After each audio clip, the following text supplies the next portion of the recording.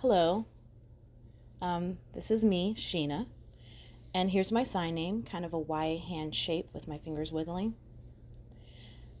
This video here is especially for my friends and for my family, and specifically for my hearing family and for my hearing friends. I love you guys, all of you. A few days ago, there was something called Mental Health Awareness Day. And on that day, I was kind of reflecting and I decided to go ahead and make this vlog. I thought this video would be a perfect opportunity for everyone to be able to see and to be able to hear. And I hope that you will also be able to understand what it means for me to be able to share my story and to share the truth of who I am in this raw fashion.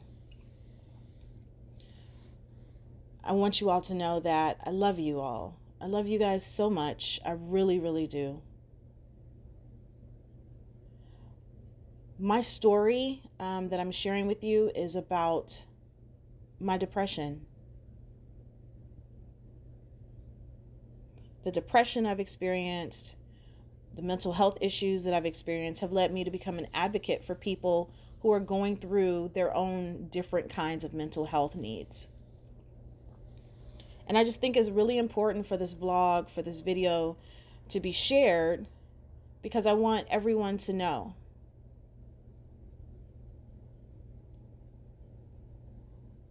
So this video is going to be, including some pretty deep, heavy truths about myself. And I'm unable to have a conversation with you in person, so this is how I'm going to do it. Yeah, I think this video is the perfect way because it will include someone voicing for me. There will be a voiceover. An interpreter will voice this video for you guys who are watching.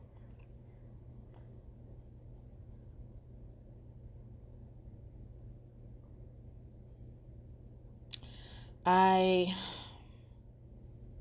really want you all to know. I want you all to understand and to realize. I want you to be able to envision what a person who's deaf goes through.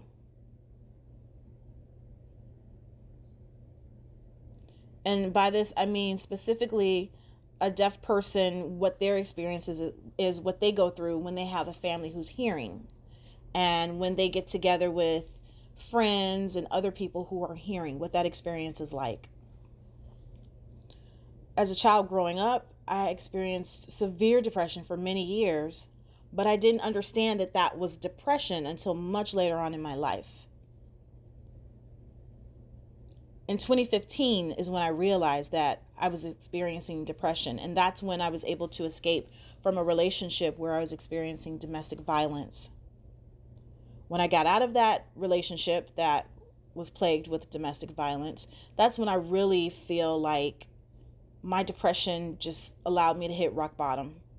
It was the darkest depression I had ever had in my entire life. So, okay, before I really go ahead and dive into my story with depression,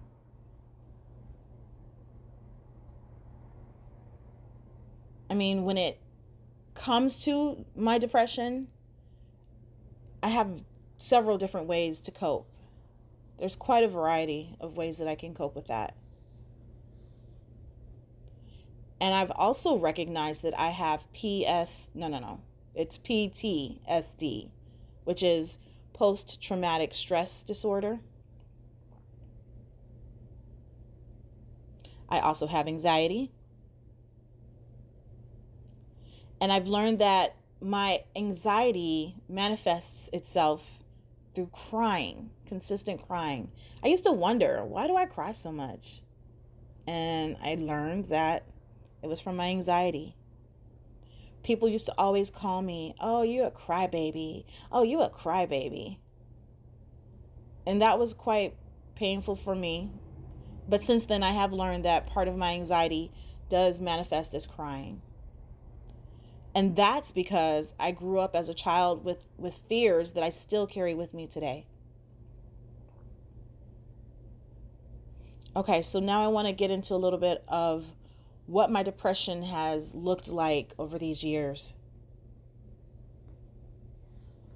So, as a child, I grew up with a family who was hearing. I do come from a good family, an educated family, a family that has all of these benefits. But for me, growing up, going to school, I hated school.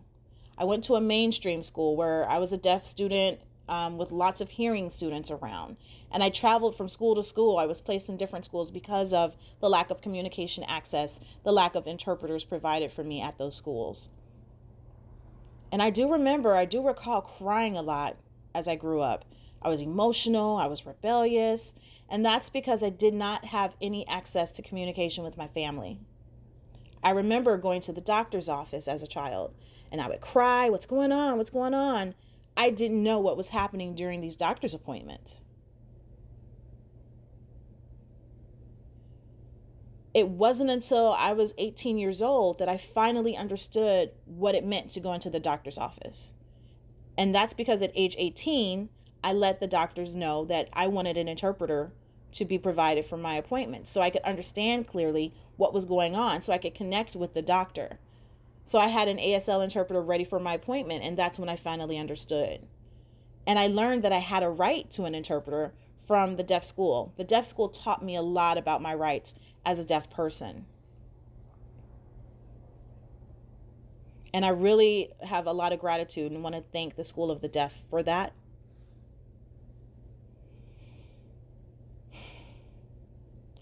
Growing up, I suffered through a lot of isolation. Growing up, I feel like I was left out from my family, my hearing family. I was kind of off to the side somewhere, not included in any of the family conversations. Every time I would go to visit other family members, they would all get together and talk, and I was somewhere left out. My brothers and sisters, they could always hear what was going on and be part, and I would have to ask them, "Hey, tell me what's going on." "Oh no, we'll tell you later, Shana, we'll tell you later." And that made me feel quite hurt.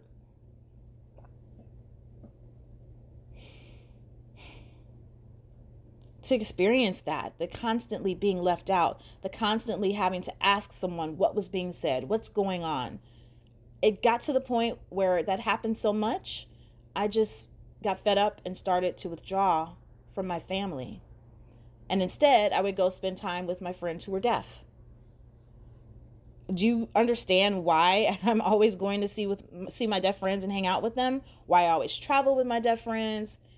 It's because we have a connection. We can communicate freely.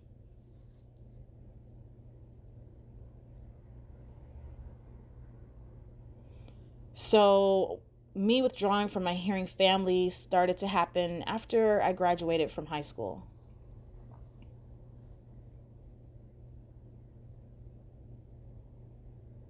I had such a hard time trying to participate in conversations and ask what's going on and trying to get caught up, having a family member communicate with me. I just got fed up. I'm hurt. I'm angry. I'm My emotions would just build up and build up and build up until I would just go off, be completely out of control. I started abusing alcohol when I was 18 years old. And I would drink and I would abuse alcohol because I wanted to just feel numb. When I was away at the School for the Deaf, I was raped. I was bullied. I suffered through a lot of the other students making fun of me.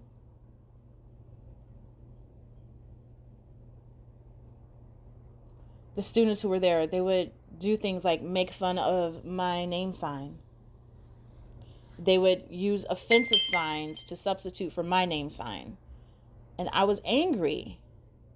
I would go off the handle. And my depression just continued during that time. It was persistent. I did see a counselor, and yes, it did work. But that does not mean that my depression was cured. I have to continue to find different ways to cope. Yeah, this is really, I'm starting to realize, that I thought I wanted to just give up. Sharing all this with you has not been easy, telling you everything that's gone on, but I think it's because of the communication barriers that we have.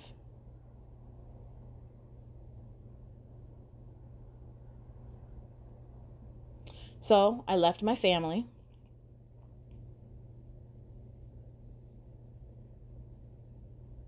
I moved from here to there, trying to survive. And then when my grandfather passed away, that's when I started to experience the severe depression. Very, very severe. Yeah, I was extremely depressed. And to the point that I didn't know even what to do. My grandpa passing away, wow, that hit me really hard. And I continued to drink heavily.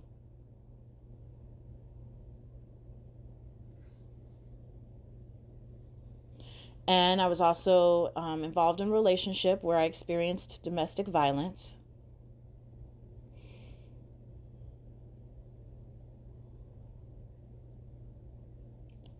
And this is something that's really, really difficult for me to talk about.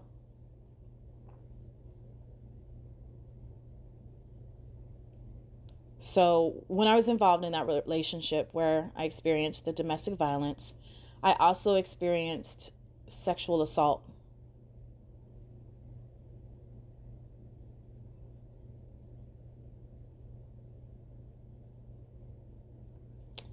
And that's where I lost my identity. That's where I lost who I am.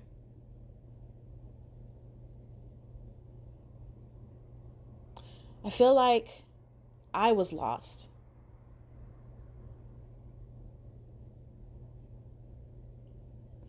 Until about 2015. That's when I started to kind of have a wake up call, because I was hit in the head with a hammer by my ex-girlfriend. She hit me in the head with a hammer. I am so very fortunate to even still be alive.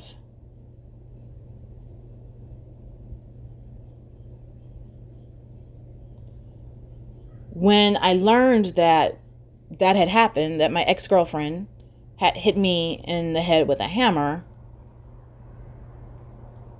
I was in shock.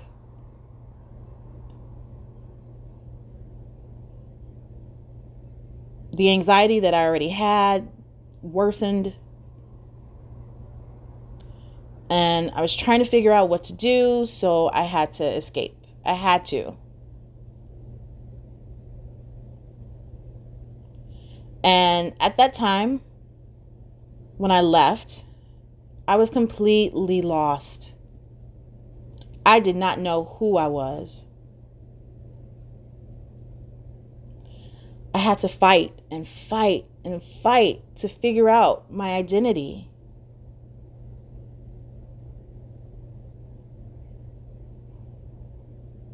Yeah, it's a lot. So finally, I found my therapist. My therapist is also deaf.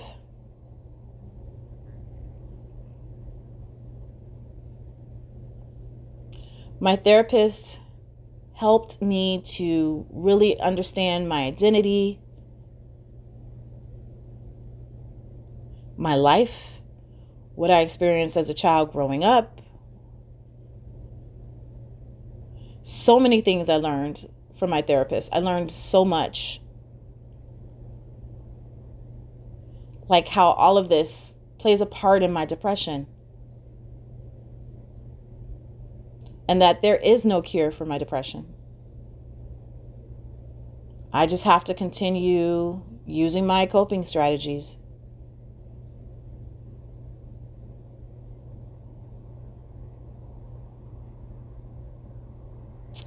So now, for you all, my family, from you, my friends who are watching this, I want you to really get why I haven't had a chance to really have this type of conversation one-on-one with you before, or why I perhaps wasn't transparent with you all.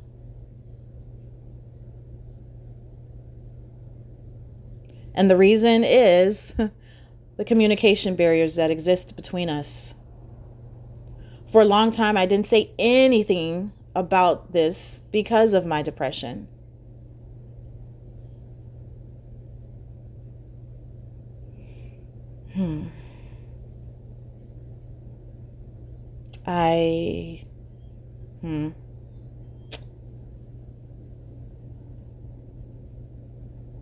Yeah, sometimes I do wish that all of you knew how to sign so that we could talk, we could converse, but you guys don't sign.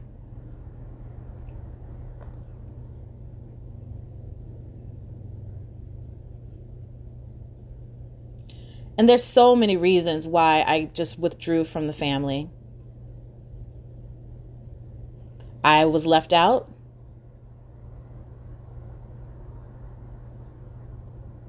And there are a lot of things that still do traumatize me. I have trauma from a lot of things still.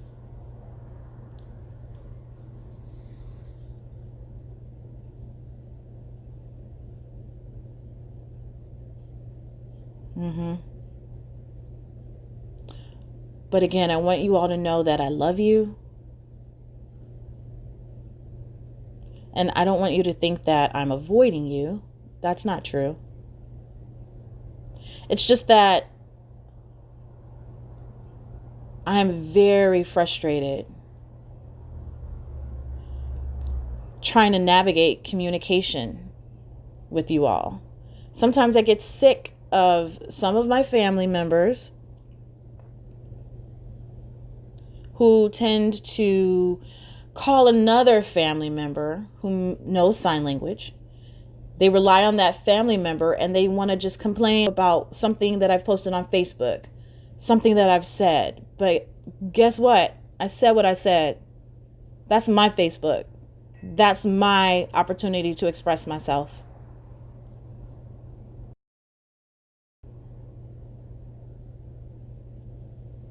Why can't you just speak with me directly? I would prefer that.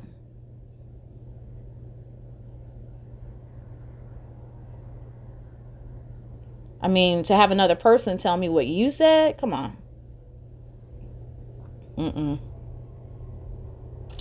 Please speak with me directly. Please don't talk to someone else when you should be talking to me. That, talking to someone else instead of me, is a barrier to communication. And yeah, I do feel offended by that. I'm your family member. Talk to me directly. And that's the reason why I don't want to teach any of you sign language. It's not my responsibility to teach you sign. It's not. You all have the ability to ask. If you want to talk with me, you can do that. At this point in time, it's not my responsibility. I have a life.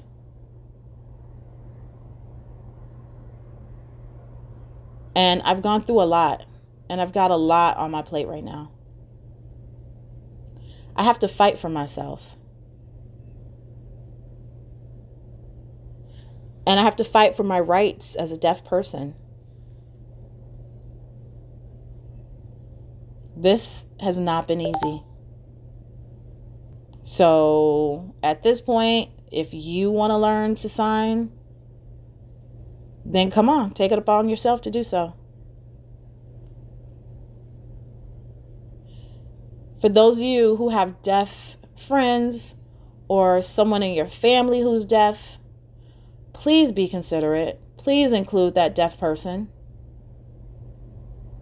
Allow them to be a part of your discussions, a part of what's going on, your conversation. You guys can learn from each other. And growing up, I did not have that.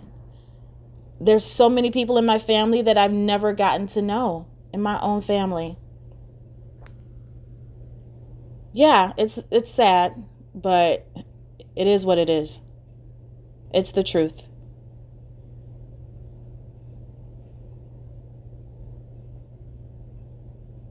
I prefer to be by myself. I prefer to be with my deaf friends as my family.